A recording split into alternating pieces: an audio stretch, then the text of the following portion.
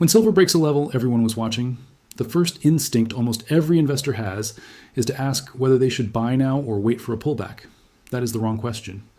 The right question is why a market that gained more than 68% over the past 12 months is suddenly coiling this tightly, and what happens to the price of an asset once the pressure inside it has nowhere left to go. Stay with me for the next 10 minutes, because by the end of this, you will understand exactly why this specific week matters more than the last several months combined. As of Saturday, July 4th, spot silver is trading at $63.12 an ounce, according to live pricing from JM Bullion. That is up from $58.45 just 5 trading days earlier on June 30th, a move of roughly 8% in under a week. The catalyst was Thursday's Bureau of Labor Statistics report, showing the U.S. economy added only 57,000 jobs in June against a forecast of around 110,000. The weakest print in 4 months, with April and May revised down a combined 74,000.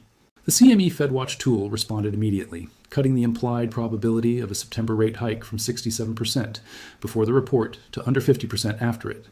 Gold moved in tandem, trading near $4,181 an ounce, which pulled the gold to silver ratio down to roughly 66.5, a level that historically marks the upper edge of silver's undervaluation relative to gold. 3 data points, 1 week, and a market now sitting at what several trading desks are calling an extreme compression point.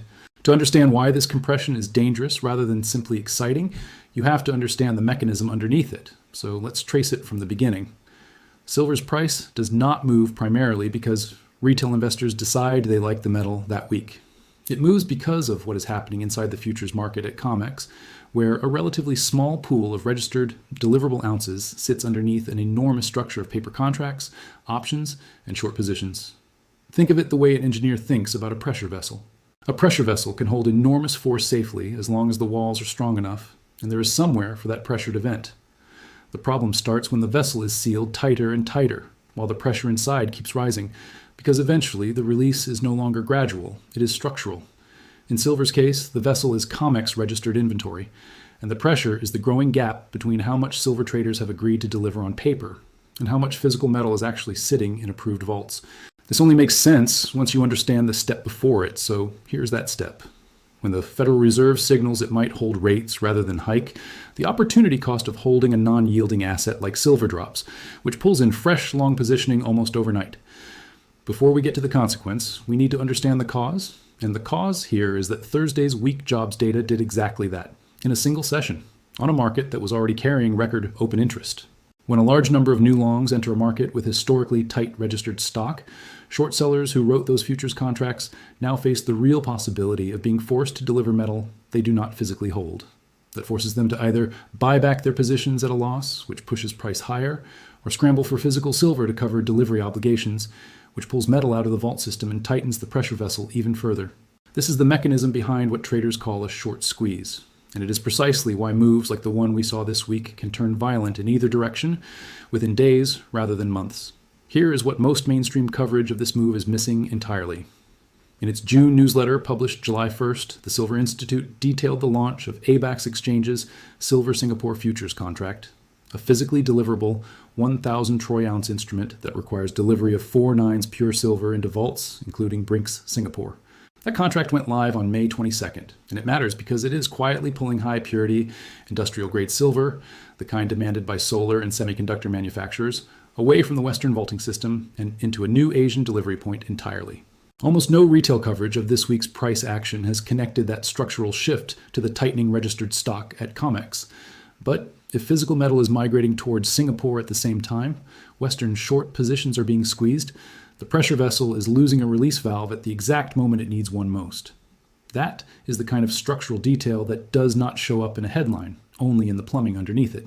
If you're finding this level of detail useful, this is exactly the kind of analysis I put out every week before the moves happen rather than after them, tracing the mechanism instead of reacting to the headline. Subscribing means you're not finding out silver broke $63 after the fact. You're already positioned to understand why before the next leg happens. That is really the whole value of watching a market this way, and it costs you nothing but a moment to hit the button. Now I want you to do something a little uncomfortable. Ask yourself honestly, which version of you is holding silver right now? There is the version who can explain in one sentence the specific condition that would prove their thesis wrong, whether that is a resolution in the Strait of Hormuz that collapses the safe haven bid, or a hawkish surprise from Kevin Warsh that reverses the rate expectations driving this move.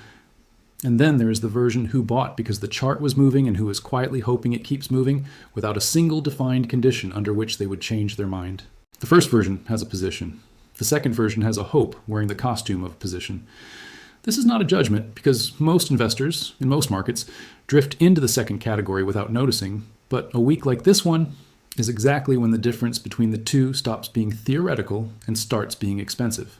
So let's lay out how this actually resolves from here, because there are two realistic paths, and the data over the next several weeks will tell us which one we are on.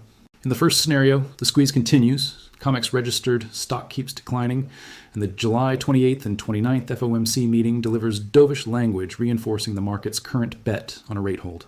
Under that path, short covering accelerates, industrial buyers compete with investment demand for the same shrinking pool of metal, and silver could realistically test the $81 average that JP Morgan Global Research has projected for 2026, with intermediate resistance near $72. In the second scenario, the Strait of Hormuz situation continues to ease. As commercial shipping data has already begun to suggest, oil prices fall further. Inflation pressure cools faster than expected, and Warsh's committee uses the September 15th and 16th meeting to signal a more hawkish stance than the market currently expects.